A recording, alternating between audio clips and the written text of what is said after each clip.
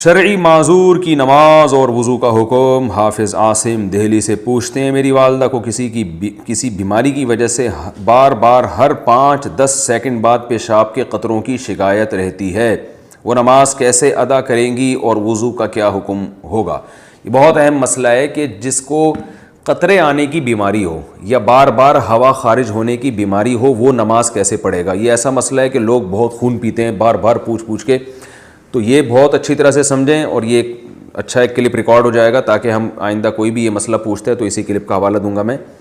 مسئلہ خوب اچھی طرح سمجھیں۔ اس بارے میں ہمارے پاس حمنہ بنت جہش رضی اللہ تعالیٰ عنہ اور زینب بنت جہش رضی اللہ تعالیٰ عنہ کی احادیث موجود ہیں کہ ان کو لیکوریا کی بیماری تھی، بار بار ان کو بلیڈنگ ہوتی تھی۔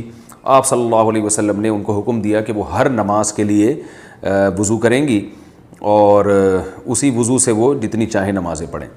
تو اس سے علماء نے استدلال کیا ہے کہ کسی کا وضو ٹھہرتا ہی اگر نہیں ہے کہ وہ یعنی جب بھی نماز پڑھتا ہے تو نماز کے دوران وضو ٹوٹ جاتا ہے یا نماز سے پہلے ہی ٹوٹ جاتا ہے، تو وہ یعنی ہوا خارج ہوتی ہو یا پیشاب کا قطرہ نکلتا ہو تو بار بار وضو ٹوٹ رہا ہے، تو ایسا شخص پھر معذوروں کی فہرست میں داخل ہے۔ معذور کا حکم یہ ہے کہ وہ ایک وضو سے اس وقت کے اندر جتنی چاہے نمازیں پڑھ لے، فرض نماز بھی، سنت بھی، نوافل بھی۔ جب وقت ختم ہوگا تو اس کا وضو ٹوٹ جائے گا، دوبارہ پھر جب نماز کا وقت داخل ہوگا تو وہ نئے سرے سے نیا وضو کریں۔ تو جو بیماری ان کو لاحق ہوئی ہے اس بیماری کی وجہ سے وضو نہیں ٹوٹے گا۔ جیسے کسی کو پیشاب کے قطروں کا مرض ہے تو ایسا معذور کا پھر پیشاب کا قطرہ نکل گیا تو وضو نہیں ٹوٹے گا، ہاں ہوا خارج ہوئی تو وضو ٹوٹ جائے گا۔ اور اگر کوئی ہوا کا مریض ہے، اور میری چونکہ تھوڑی سی مزاح کی بھی عادت ہے، ہمارے مدرسے میں کچھ طلبہ ایسے تھے جن کو کوئی بیماری تھی، وہ ان کی ہوا بہت خارج ہوتی تھی تو ان کو وہ الگ سے وہ نماز پڑھتے تھے، تو ہم نے مذاق میں ان کا نام رکھا ہوا تھا کہ یہ پاک فضائیہ انہوں نے جوائن کر لی ہے، ٹھیک ہے نا۔ تو جو بھی اس قسم کے معذور تھے نا، ہم ان کو یہی ایک وہ تانا دیا کرتے، تانا تو نہیں، ایک مزاح کرتے تھے کہ آپ جماعت سے نماز نہیں پڑھ رہے، آپ الگ نماز پڑھ رہے ہو تو خیریت؟ تو کہتا تھا یار میں بھی پاک فضائیہ میں آ گیا ہوں۔ تو یہ مزاح ہوتا تھا ان کے ساتھ، اس کو مزاح ہی سمجھیں، کچھ اور نہ سمجھیں۔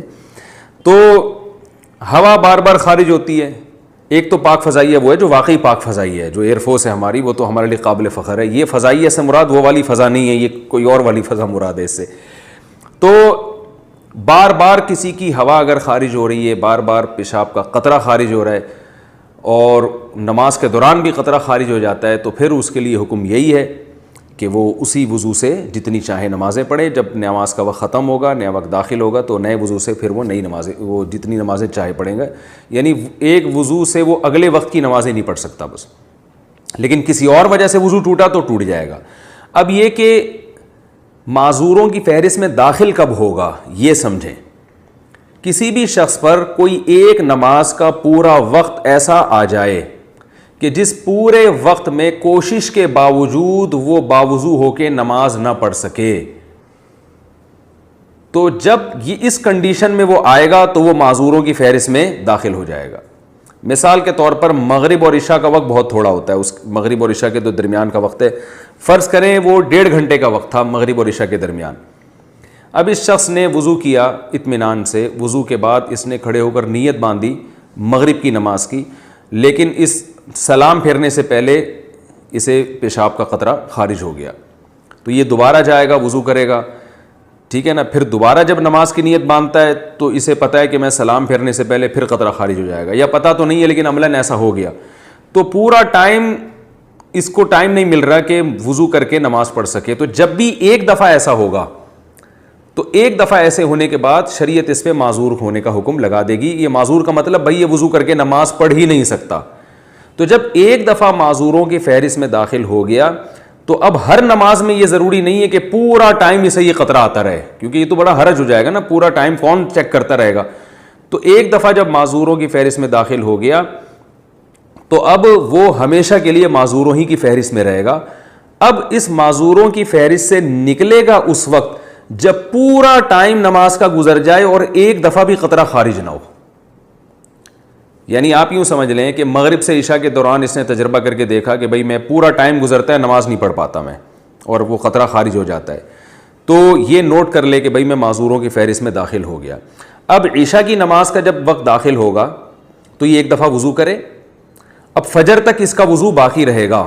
کسی اور وجہ سے ٹوٹ گیا تو الگ بات ہے, سونے سے ٹوٹ گیا یا ہوا خارج ہو گئی تو الگ بات ہے, لیکن اس کو جو معذوری ہے نا قطرہ نکلنے کی, اس قطرہ نکلنے سے اس کا وضو نہیں ٹوٹے گا. تو اب یہ نہیں کہ اب یہ عشاء سے لے کے فجر تک چیک کرتا رہے کہ ہر تھوڑی دیر میں نکل رہا ہے قطرہ. نہ ایک دفعہ تو چیک کرنا پڑے گا اس کو کہ پوری نماز کے ٹائم میں قطرہ نکلتا رہتا ہے. لیکن جب ایک دفعہ یہ اس فہرست میں داخل ہو گیا تو اب پوری نماز کے ٹائم میں ایک دفعہ بھی اس کو پیشاب کا قطرہ آ گیا تو یہ معذور ہی رہے گا. یعنی معذور کی فہرست میں داخل ہونا تو مشکل ہے, داخل رہنا مشکل نہیں ہے. یہ خوب اچھی طرح سمجھیں, جب داخل ہو گیا تو اب داخل ہی رہے گا. اب یہ صحت مند لوگوں کے حکم میں اس وقت آئے گا جب پوری نماز کا ٹائم گزر جائے اور ایک دفعہ بھی اسے قطرہ خارج نہ ہو تو ہم کہیں گے اب یہ ٹھیک ہو گیا ہے, کیونکہ پوری نماز کے ٹائم میں ایک دفعہ بھی قطرہ خارج نہیں ہوا. تو جب ٹھیک ہو جائے گا پھر یہ عام لوگوں کے حکم میں آ جائے گا کہ جیسے عام لوگ پراپر طریقے سے وضو کرتے ہیں اور قطرہ خارج ہونے سے ان کا وضو ٹوٹتا ہے تو اس کا بھی وضو ٹوٹ جائے گا. امید ہے انشاءاللہ سمجھ میں آ گیا ہوگا یہ مسئلہ.